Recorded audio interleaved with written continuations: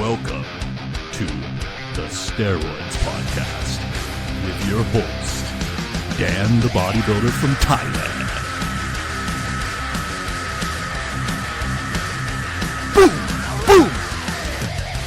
Let's get started here. The Steroids Podcast is brought to you by Ultimate Guide to Roids, 109-page ebook by Dan the Bodybuilder from Thailand. Now, for the first time in bodybuilding history, you have someone with no corporate interests and no obligation to please anyone, not walking on eggshells to not offend. Ultimate Guide to Roids gives you the information, the whole truth, not a full truth and a half truth, full truth. Ultimate Guide to Roids gives you the keys to the Lamborghini, gives you the information, and lets you decide what to do with it. It's a crime this information has been suppressed this long. Now let's get on with the podcast. Wham bam pow. Thank you, ma'am. Question 1 from today is, Craig, if I had a vasectomy and have no plans of ever having any more children and am 40, why would I ever cycle? Wouldn't blast and cruise make the most sense? And why would I ever need any PCT or HCG if I don't care about my balls being smaller? Aromacin every 4 days is what he uses. I think that's what he means. I think that means he uses aromacin once per 4 days. Okay.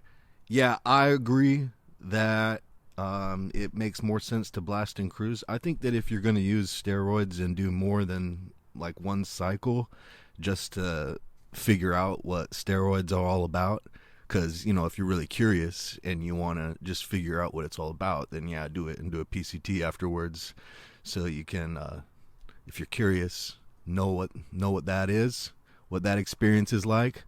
But if you're planning on doing multiple cycles, you're like, okay, well, this is something I want to do long term, and, you know, I want to be way bigger, and, you know, I want to be freaky or something like that,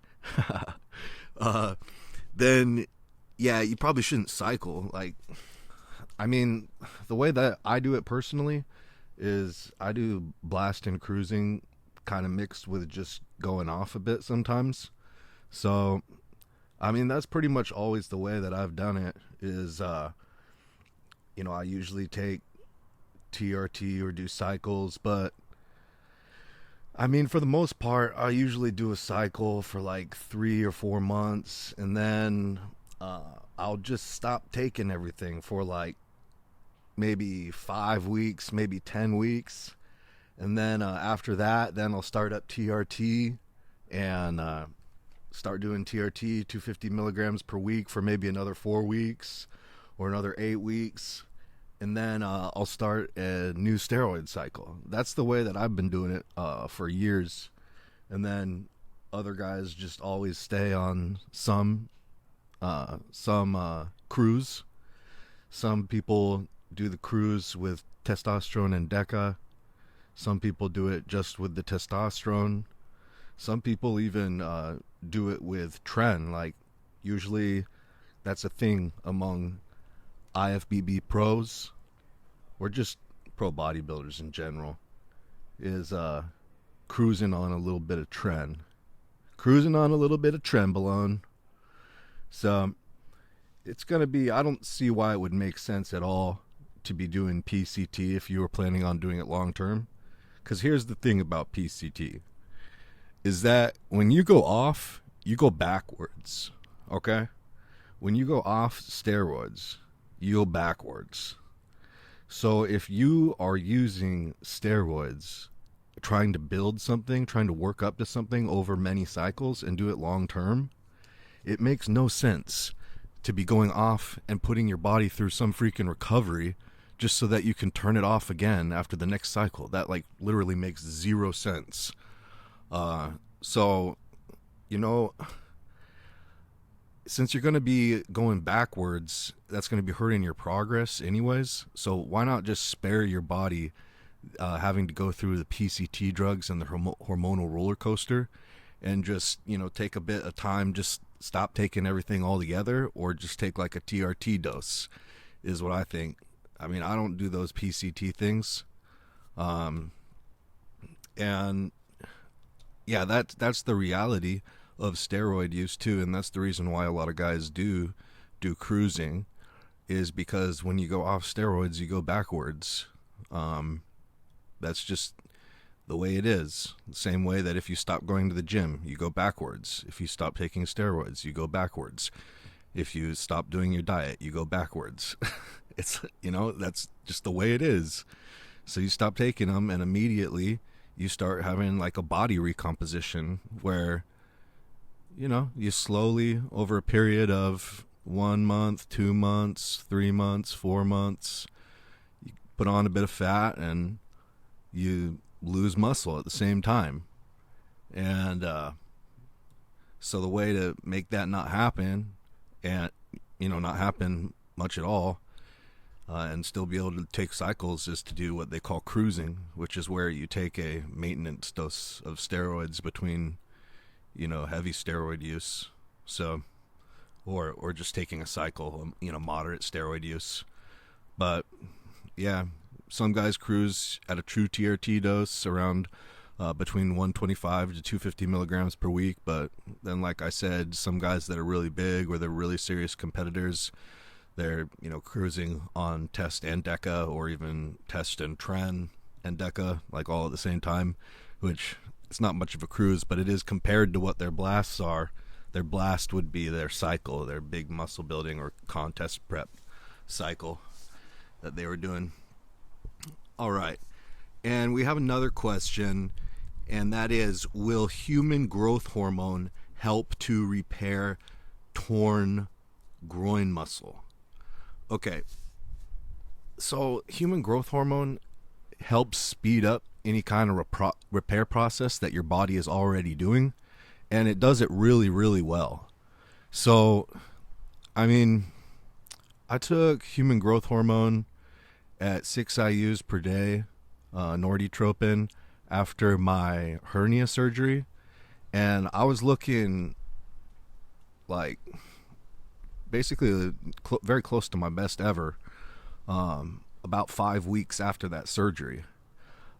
So that helped me speed up, I would say, at least like 3 times.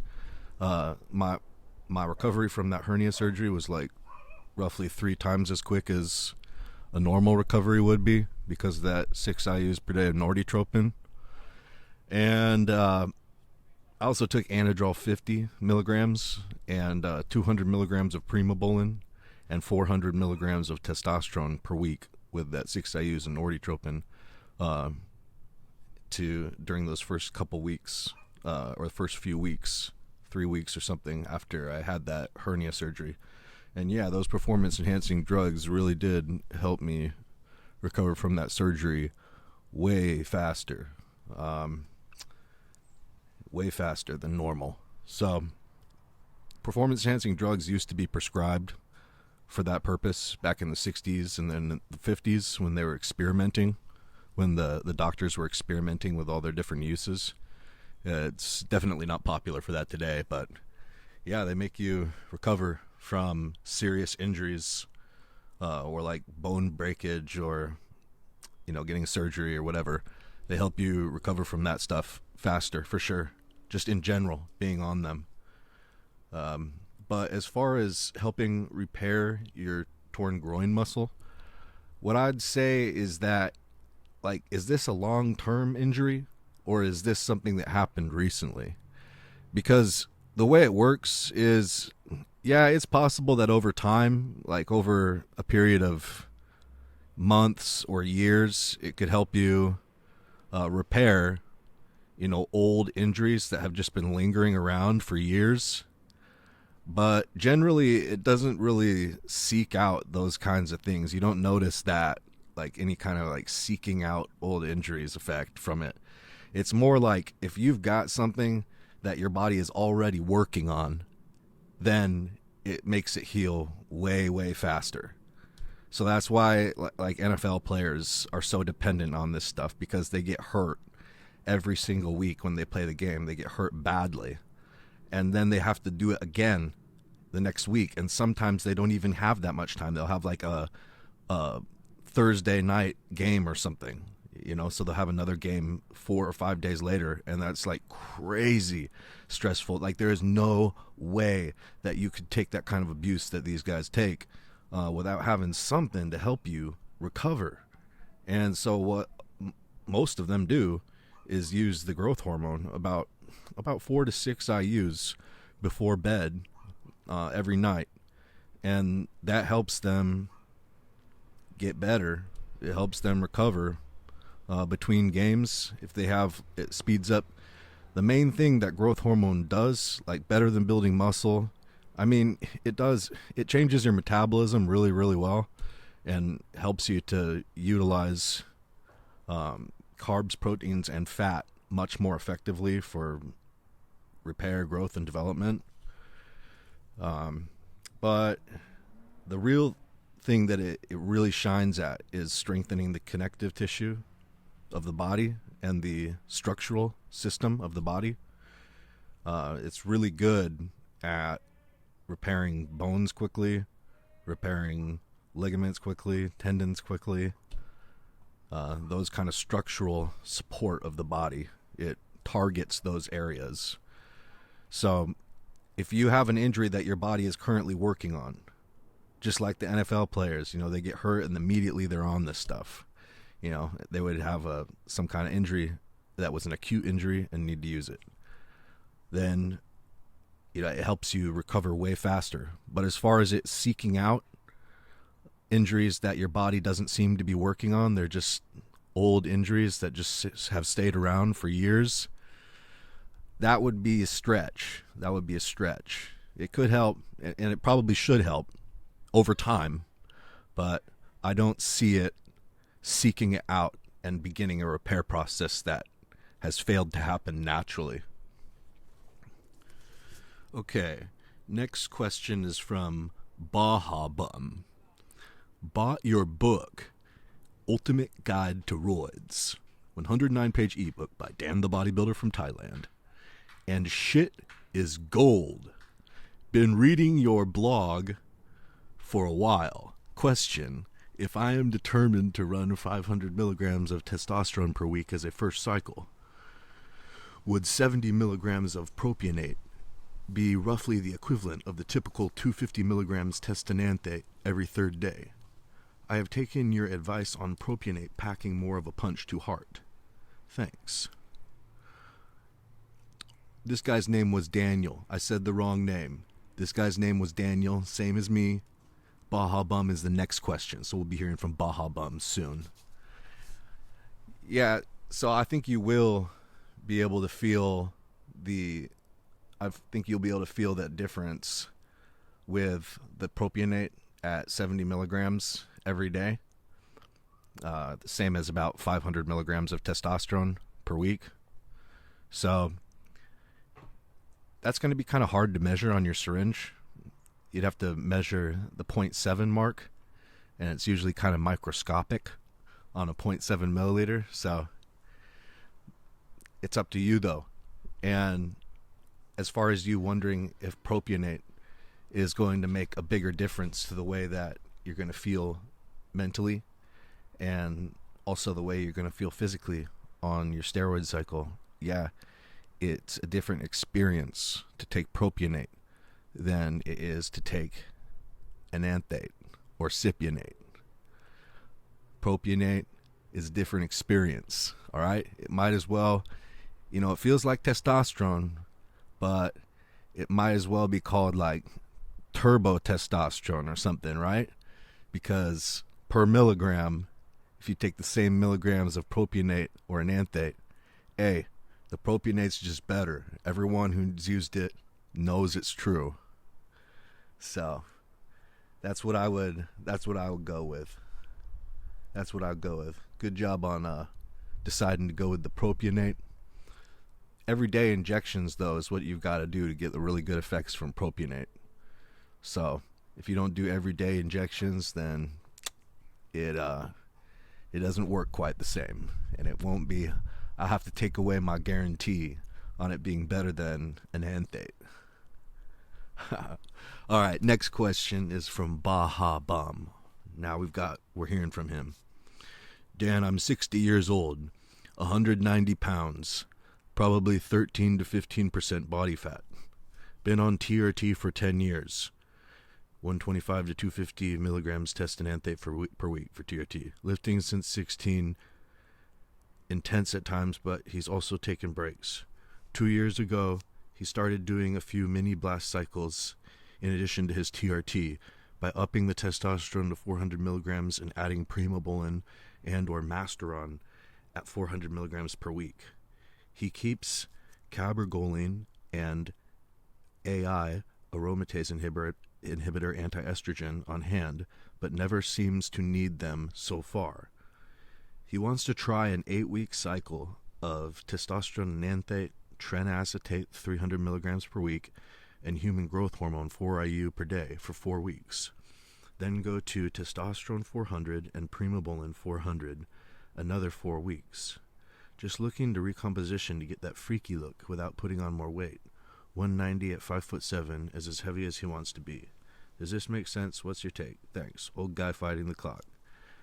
Yeah, I think that your plan sounds good. So, Baha Bum here, he's 60 years old. And so one of the things that you got to be remembering is usually guys at that age have a little bit higher risk of cardiovascular issues. So the thing that you would want to be keeping aware of while you do this cycle is the blood pressure. So there's a few things like not eating junk food, eating clean food that lower blood pressure. And then reducing carbs also lowers blood pressure, but reducing carbs makes steroids not work as good, because steroids work really, really good with carbs. Like, they specially use that stuff as fuel. But yeah, that's ways to help if you have any blood pressure issues. Since at 60 years old, it's probably it's more important than ever. It's more important than ever, because it's important for us guys who are younger too, but at 60 years old, it's even more important. So watching that, because Trenbolone has a tendency to raise blood pressure in general. Trenbolone, usually guys taking Trenbolone have high blood pressure in general. So as far as the human growth hormone too, I think that is I think you're gonna notice a huge difference on that, because they've done studies showing the skin thickness before and after human growth hormone therapy in people 60 years and older, actually, and it reduces the years that their skin appears to have with the thickness reduction, because as you get older, your skin becomes thinner and thinner, and so you guys know people that are like 80 years old, usually they have really thin skin, and it seems like easy for them to get cut or for the skin to break because they have this thin skin. So when they're given growth hormone, their skin thickens up usually to 20 years, the same thickness that would correspond with 20 years younger than their age. So if you're 60 years old right now and you're starting to use growth hormone for the first time, you're going to be really pleased, I think, because it makes a big change to the texture of the skin, and it has measurable in a lab results where they can say, yes, the skin changed thicknesses back to what would be the average thickness for someone 20 years younger than that age from taking growth hormone.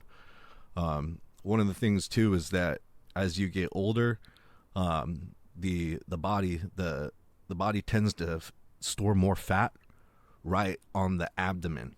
That's a common thing, and also around the organs and inside the muscles, around the organs. That's called visceral fat. And so growth hormone directly targets the abdominal area and the visceral fat. Okay, out of all the bodies, because when you start taking growth hormone, you just automatically start losing fat without any change in diet.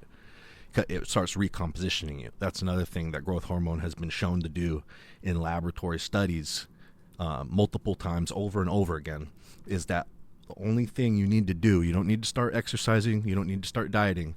You just have to inject yourself with growth hormone and you start recompositioning. Okay? It's very powerful stuff.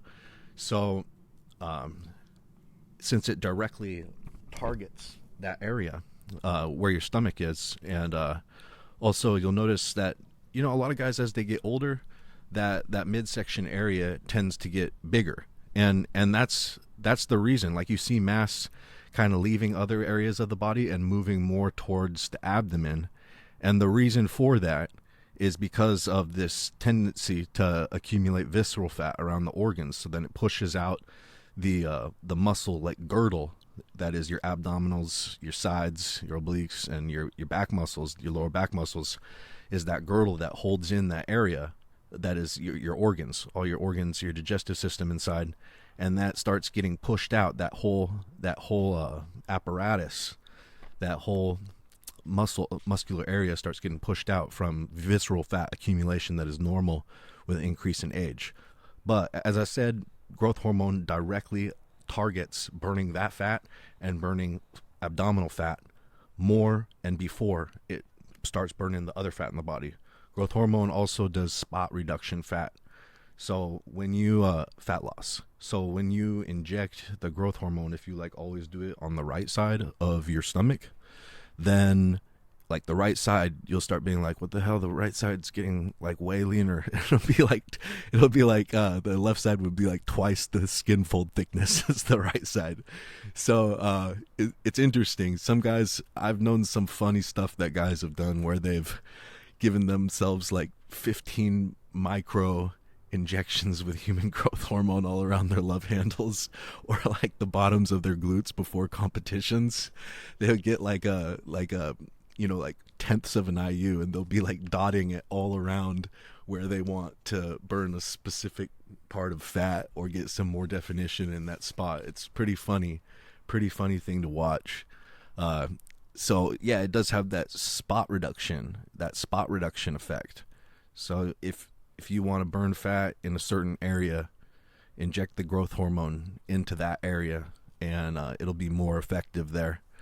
And then switch sides too if you want it to be even. You know, alternate sides with your growth hormone injections. The other thing with growth hormone is that if you inject it subcutaneously, it tends to give less water retention than if you inject it intramuscularly. So you'll look better if you inject it into your fat tissue. And also when you inject it into the fat tissue, it stays in the body longer because there's less blood supply there, and it takes longer for the growth hormone to get distributed.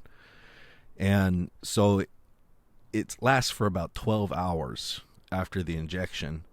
It's in your body. So it makes sense to split your growth hormone dosage into 2 doses per day. So then you're covering all 24 hours. Some people take it all at once, but a lot of people split it into 2 dosages. Some people even do more dosages, like dosing it every 2 or 3 hours. There was a video on that Rich Piana Bigger by the Day series where he was talking about how he would take growth hormone every 2 hours on the dot around the clock. He'd be waking up during the night and stuff to do it when he was competing, which I thought that was pretty funny. But yeah, I think that especially, you know, as an older guy, that you'll really notice a difference from growth hormone. It really does make you respond more to weight training and food the way that a young guy who is like 18 years old, 16 years old responds to it. Not that those young guys are usually huge or anything, but they do usually have this look where it just looks like if any food is getting through, it's going straight to their muscles. And they're able to recover really, really quickly and do another workout again and like use that food that they give their bodies. It seems like whenever they eat, their body uses that food to grow or something.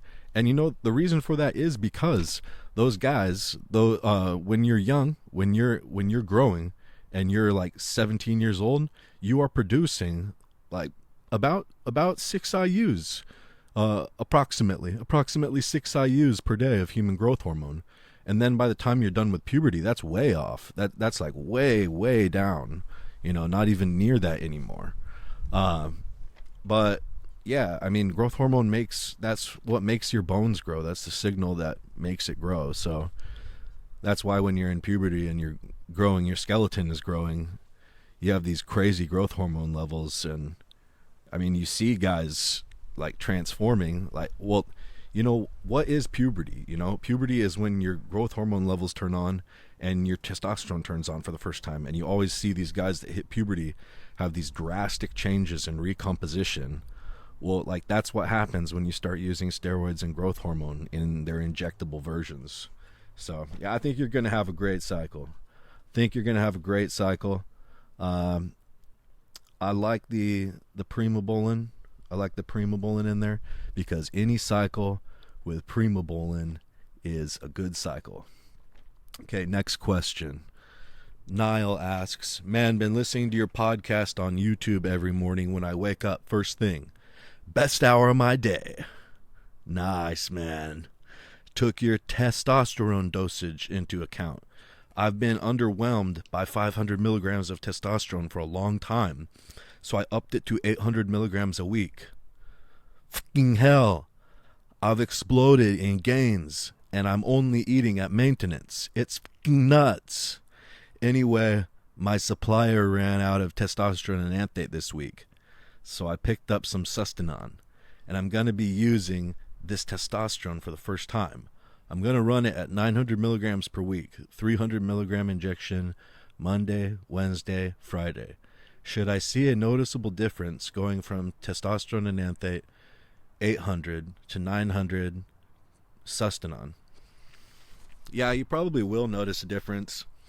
Sustanon has 4 esters in it.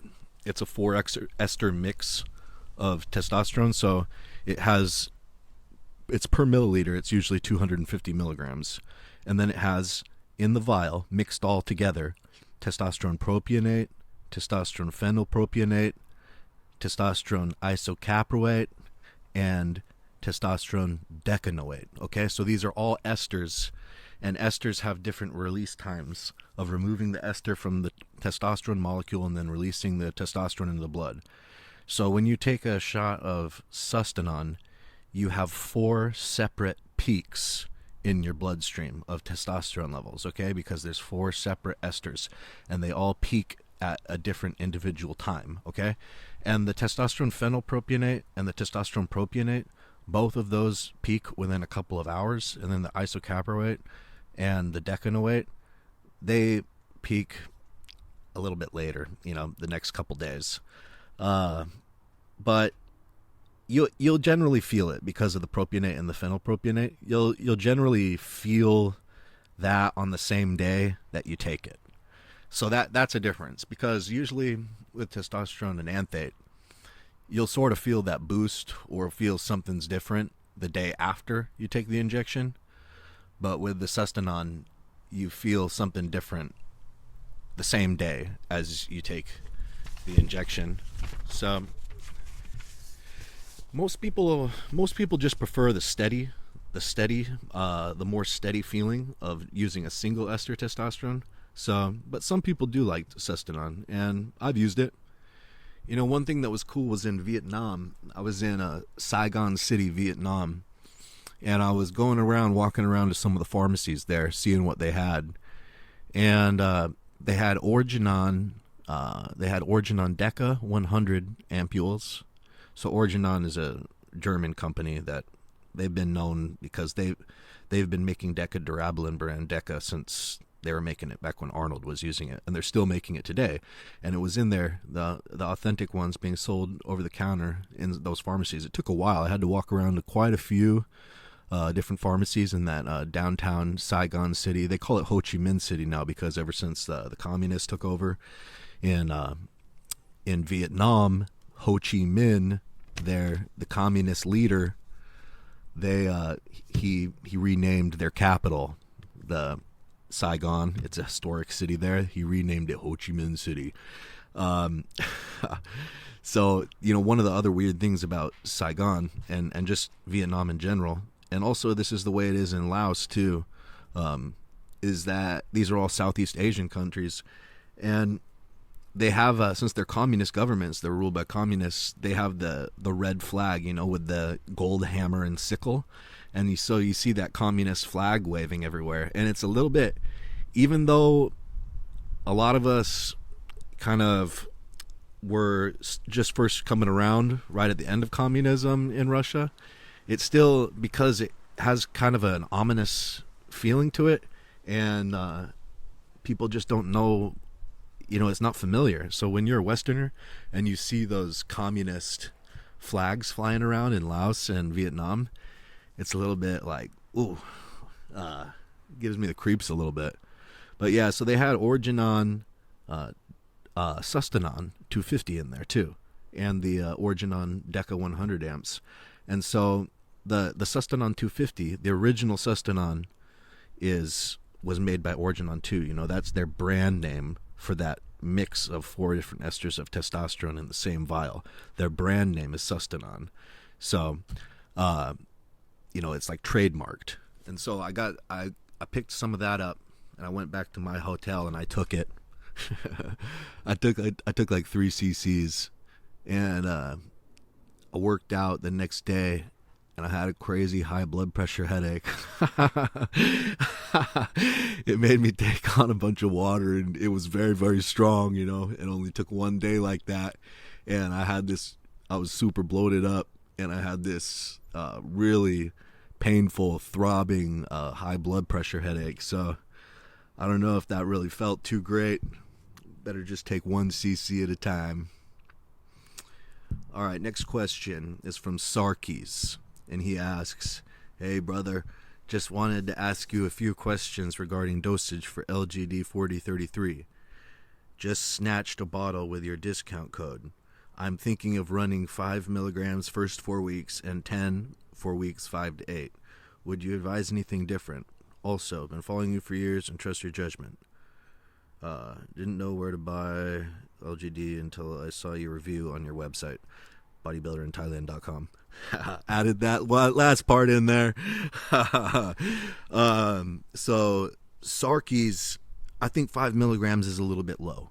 I know it shows in studies that does build muscle, and that's like the minimum dose that builds anything that they can really see dependably in studies. But it's a lot of that they do show in the studies is going to be the intramuscular water retention and glycogen carbohydrate fuel storage, and it won't stick so much after cycle.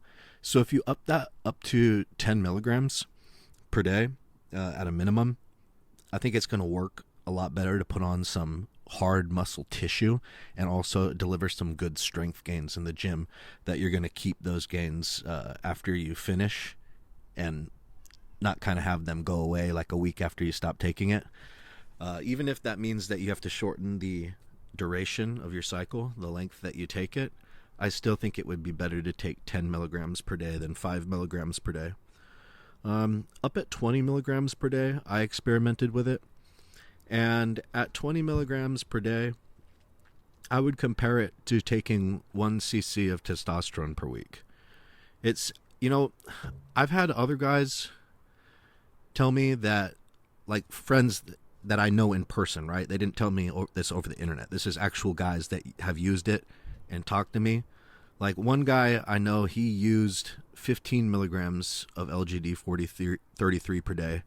And then when he was on his cycle of 500 milligrams of testosterone and enanthate per week, which was his first steroid cycle, he said to me, this is not as strong as the LGD-4033 15 milligrams per day that I ran, because he was feeling frustrated at the results that he was getting from 500 milligrams of testosterone and enanthate per week.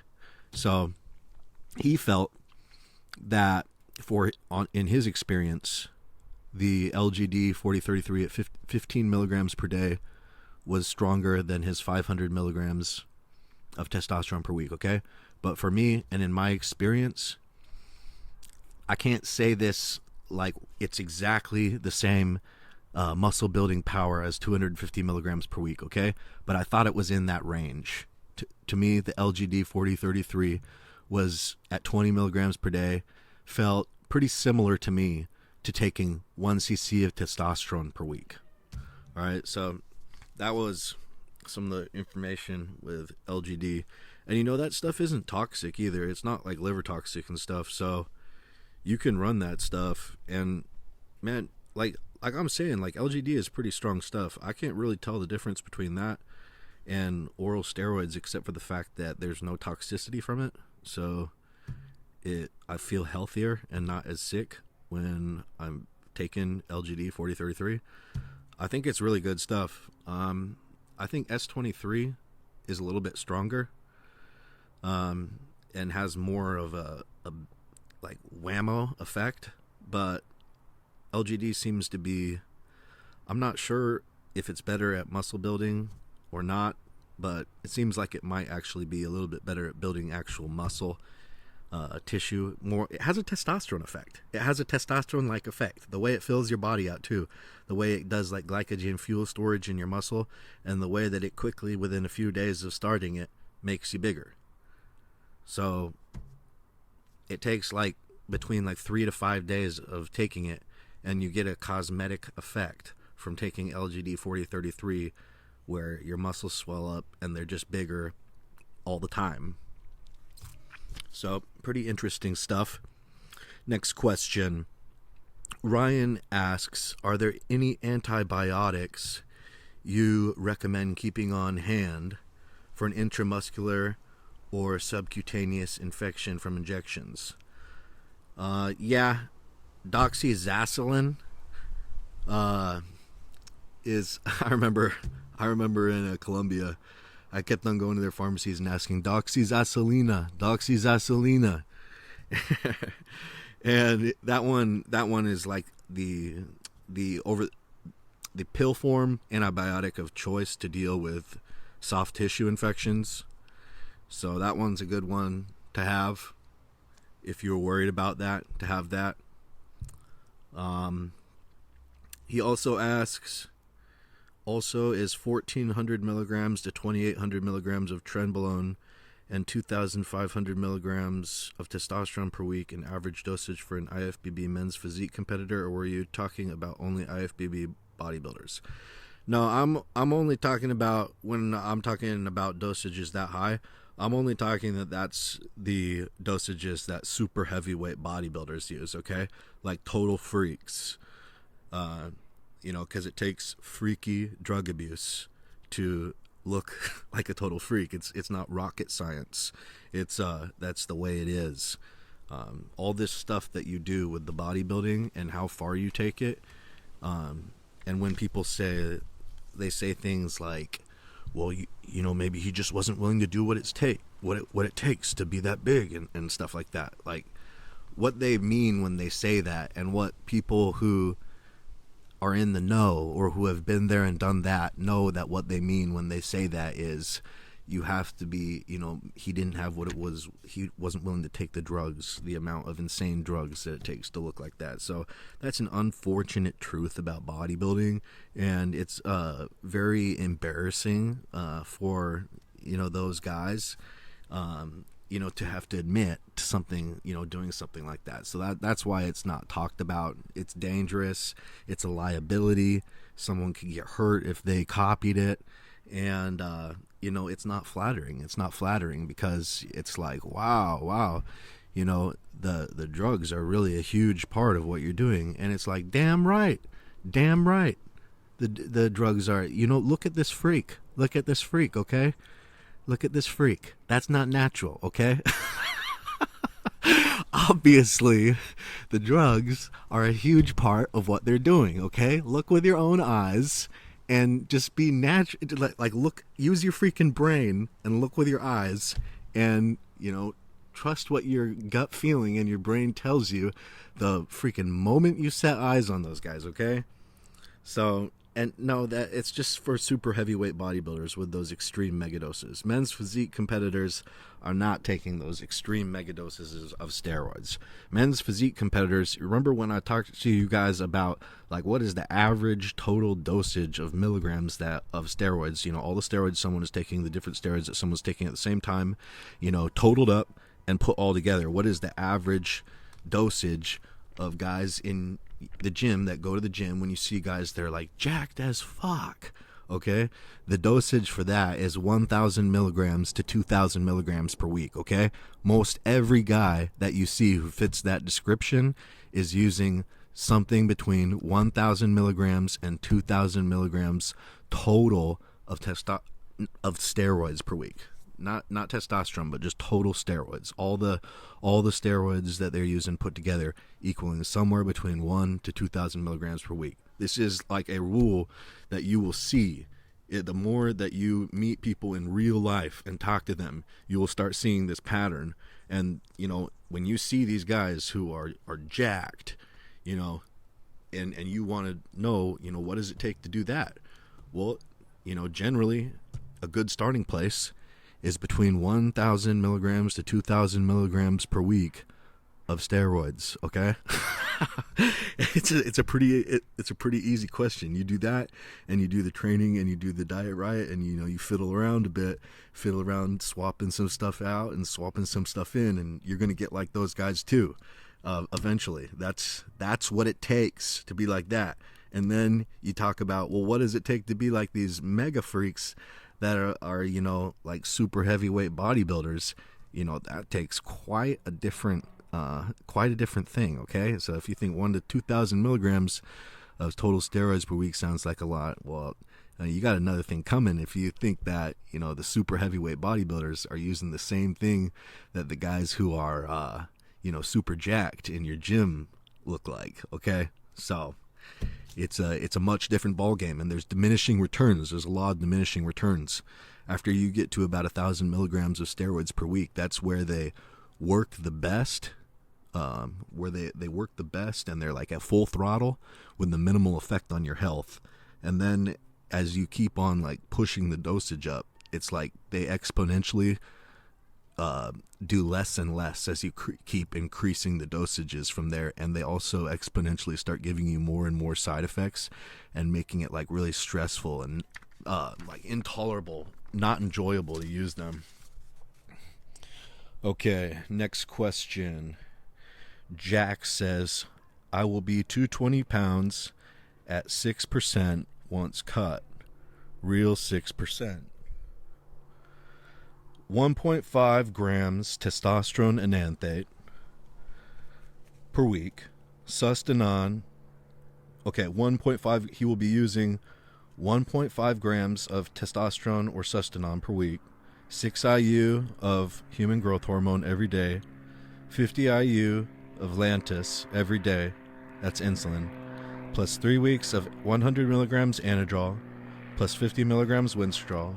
Rotated with 3 weeks, 350 milligrams Trenbolone acetate to 525 milligrams Trenbolone acetate per week for 12 weeks.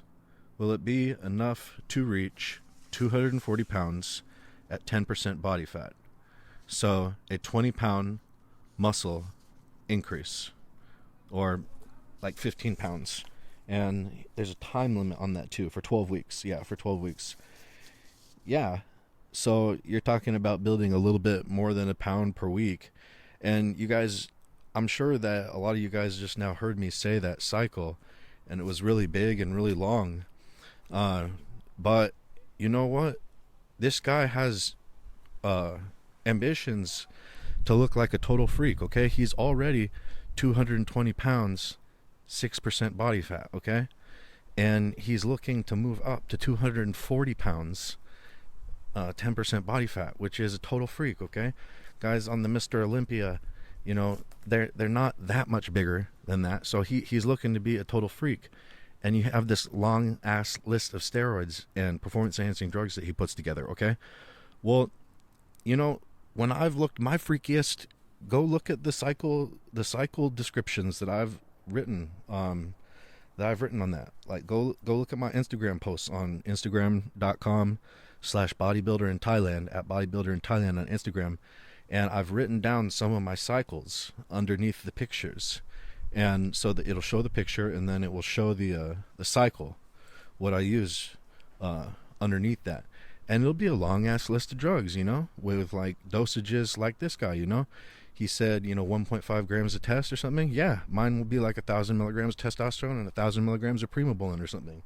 And it's like, yo, when you want to be a freak, this guy right now, he sends this question saying, is this going to be enough to get to 220, get from 220 to 240? The answer is yes. That was, a great cycle to use in order to accomplish that. But you guys have to understand that guys who are there, or they're knocking on the door, or guys who have been there and done that, it's like they know what it takes, okay? And this is what it takes. This stuff that we're talking about right here. 1.5 grams testosterone per week, 6 IU human growth hormone every day, 50 IU Lantus insulin every day, 3 weeks, 100 milligrams Anadrol, plus 50 milligrams Winstrol every day, rotated with 3 weeks, 350 to 525 milligrams tren acetate per week, okay, for 12 weeks. Okay, this is the kind of strong-ass cycle that people are doing when you guys see these guys who are freaks, and you say, they're saying to you, I use these little dosages of gear. I use these little dosages of gear that you see on steroid hormones, like 500 milligrams of testosterone per week and 50 milligrams of Anadrol per day and 200 milligrams of tren acetate per week.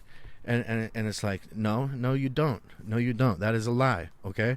And the reason why they do this, again, is because it's embarrassing to say, this is an activity that has, the work you're putting in, you're putting in a shit ton of work, right? You're putting in a lot of work, and you can be proud of that. But at the same time, the drugs are also a huge part of developing that physique or developing that body, and it's such a necessary huge part of it, okay? And when you see freaks, they're freaky like that for a reason. It's not natural. So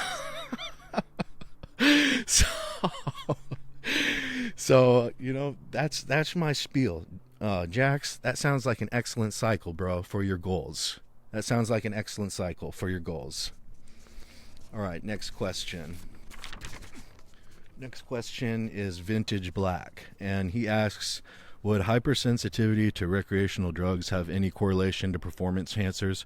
For example, I can take a few hits from a joint and get super baked while friends need a whole joint, or I can take very small doses of pain meds or Adderall and feel the recreational effects. Okay, so like steroids really aren't like recreational drugs at all. Like they really have no similarity to recreational drugs in the way that you take them, and the way that it affects you. Like it just doesn't it doesn't get you high at all. Okay, like it can make you have a better time in the gym and have more fun in the gym and get more pumped up and be able to do more workload and stuff like that, but you don't take them and like feel good or something like that. Like if anything, you feel like a bit more stressed or a bit more paranoid, or maybe a bit more emotional even or something. Like it's a stress, actually. It adds a stress to your life, and you learn how to deal with the stress over time. It takes like a few months of adaptation or just some experience of adaptation to make that just like background noise that you don't really hear too often. But like I don't really see like a correlation there, because one, you're saying if you can take Adderall and stuff like that, you're asking if or get super baked from a joint if that's going to be the same. Well, those are working right on your brain. Those kind of things are working right on your brain to make you feel a different way really soon. And steroids take time to work. They don't work right away, and the effects in your brain are pretty minimal. The mostly effects are on your body, so they're not even hitting the same tissue, the same area of your body as a recreational drug. And they take like a while to work. When you take them the first day, like it's not anywhere near as strong as it is once it's built up in your system and like allowed time for having those DNA expression changes to happen. When the steroid finds your androgen receptor, it's floating around in your blood, finds an androgen receptor on your muscle tissue, transmits a message to that androgen receptor, which then carries the message to the nucleus of the cell and makes the DNA get expressed differently in there, which makes you look like an unnatural, freaky bodybuilder. So, totally different process. I wouldn't count on being sensitive to steroids if you're sensitive to recreational drugs. I would actually think you might have more side effects or something from steroids if you're sensitive to recreational drugs, because if you're like sensitive like that, it means small doses of things that aren't supposed to be in your body and change your body's chemistry. That like causes quite a huge disturbance within your body, or huge changes, just little bits. So if you're, pumping juice into you, pumping gear into you, your body's going to see that and probably be like freaking out. I wouldn't be too worried though. I wouldn't be too worried. Don't let me scare you. Okay, next question. Domian says, I took a couple weeks of Proviron, so my sex hormone binding globulin is low. This is the same guy in the last podcast. He said that he had low SHBG and was it bad? And I explained to him, this was in podcast episode 5, and I explained to him, it was either 5 or 6. It was the one before this one.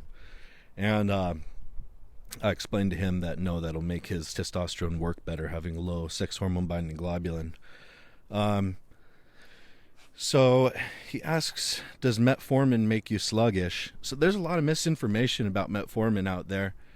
People saying like it makes you like weaker, or it makes you sluggish or something, or that it's not a performance enhancer. Like, all I have to say about that is take it. If you just take this stuff for a few weeks, okay? If you take it for like 3 or 4 weeks at, a minimum of 1,000 milligrams per day, but 2,000 milligrams per day is where it really shines. And it has no bad health effects at all. 0. It improves your health to take this stuff. And it makes you live longer to take it too. There's actual data that people who take this stuff live longer than people that don't. I'm serious. So, when you take this stuff, you will see changes, okay? It's not a question of like, oh, I can't believe that people say that it's not a performance enhancer. How can you say that when it makes changes right in front of your eyes?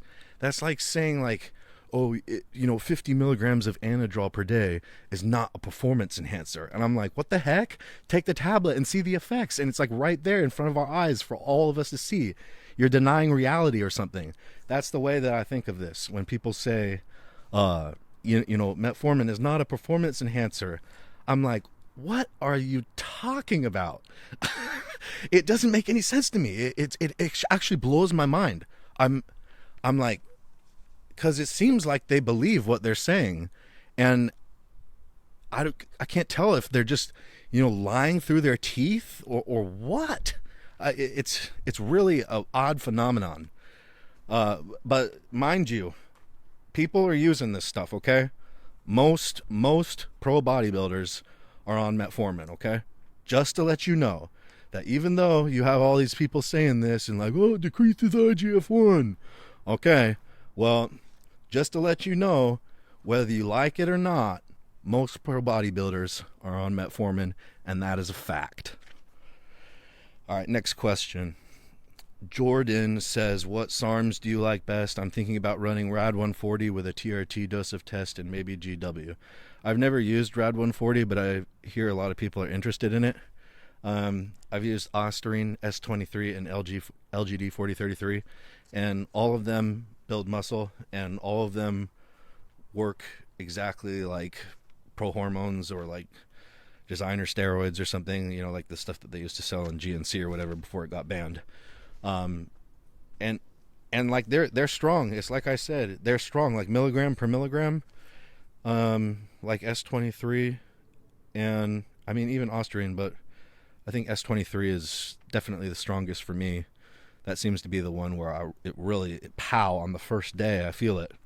But, for me, 20 milligrams of LGD was like a day, was like, a cc of testosterone per week. Like, they work like mild or moderate steroids. It's just the way it is.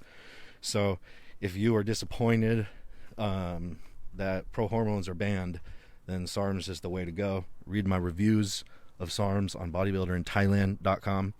But yeah, if I had to pick one SARM, and the SARM that I was going to pick was for building muscle, then I would pick LGD-4033, okay? And that's what I would take. Or if I didn't take steroids, that's what I'd take. But if I picked one SARM and it was for feeling like a wild, crazy man running around in the jungles of Thailand, or like some kind of sick, freaky beast, then it would be S23, okay?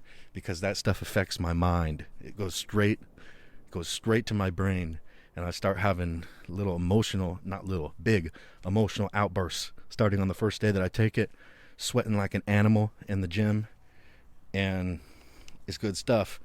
It seems to give me, it's good stuff. All right, next question. Pietro asks, your thoughts on peptides such as combining Hexarelin and Mod-GRF being comparable to HGH? Thanks, Dan. No, I don't think that anything can compare to HGH. I don't think that anything can compare to pharmaceutical grade HGH, because everything tries to copy that. Everybody's trying to find a way to get around taking that. You got things like MK677, you got things like injectable peptides, and actually out of all of the peptides that are around, or all of the growth hormone secretagogues, things that make you secrete more natural growth hormone, because that's what peptides do for the most part, is MK677, the oral one. That's the best one. That one at 20 milligrams per day doubles your human growth hormone and IGF-1 levels naturally. So it's just a fact too. I've seen multiple studies showing this happen in everyone that takes it at that dosage.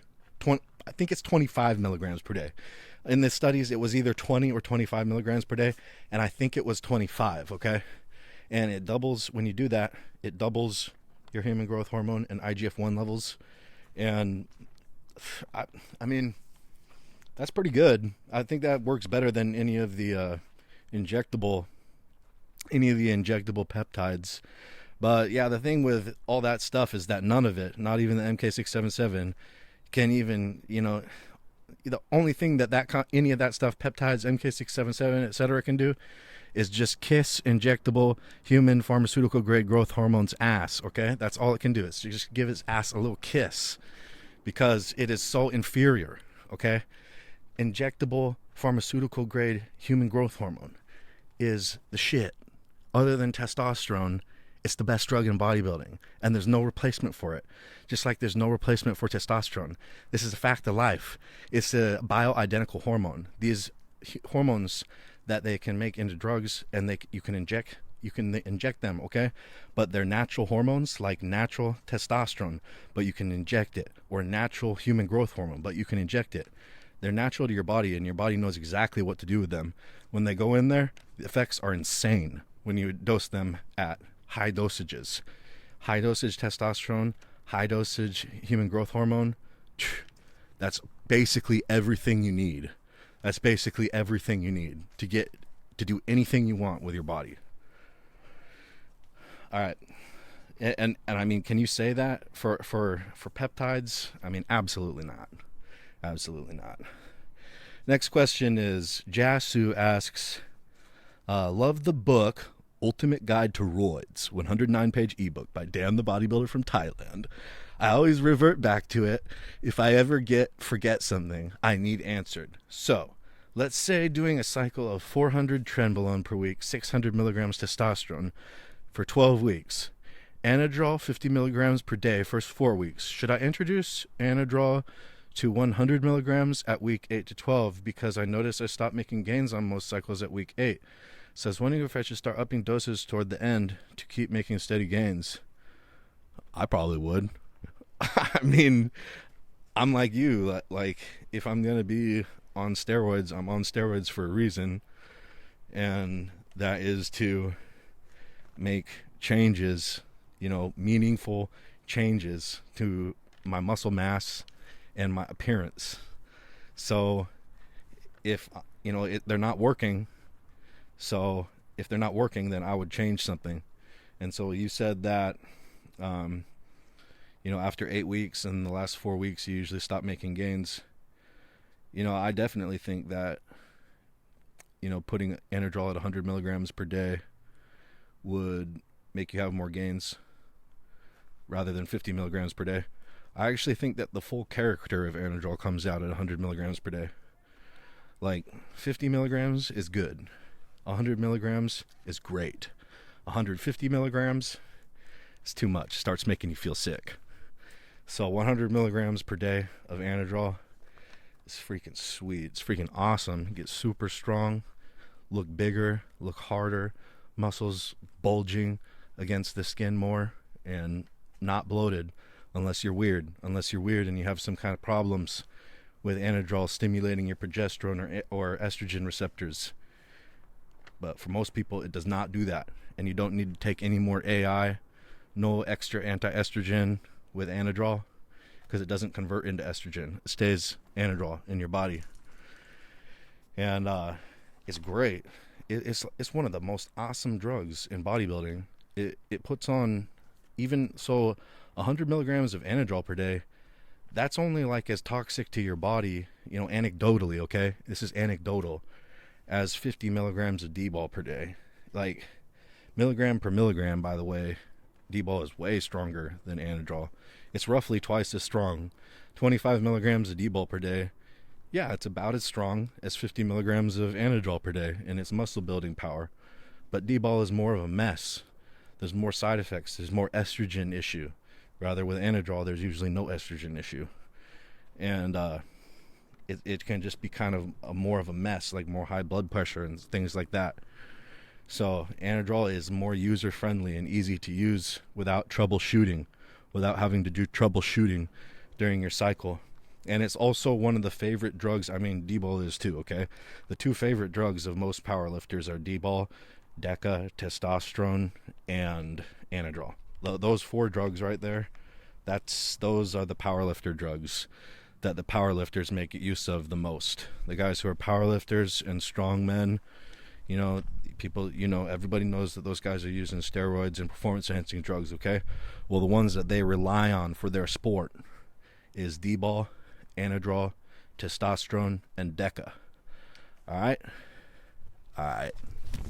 If you would like your questions to be answered on the Steroids Podcast, go to steroidspodcast.com and leave a comment with your questions, or email or private message steroidspodcast@gmail.com or steroidspodcast on Instagram. Until next time.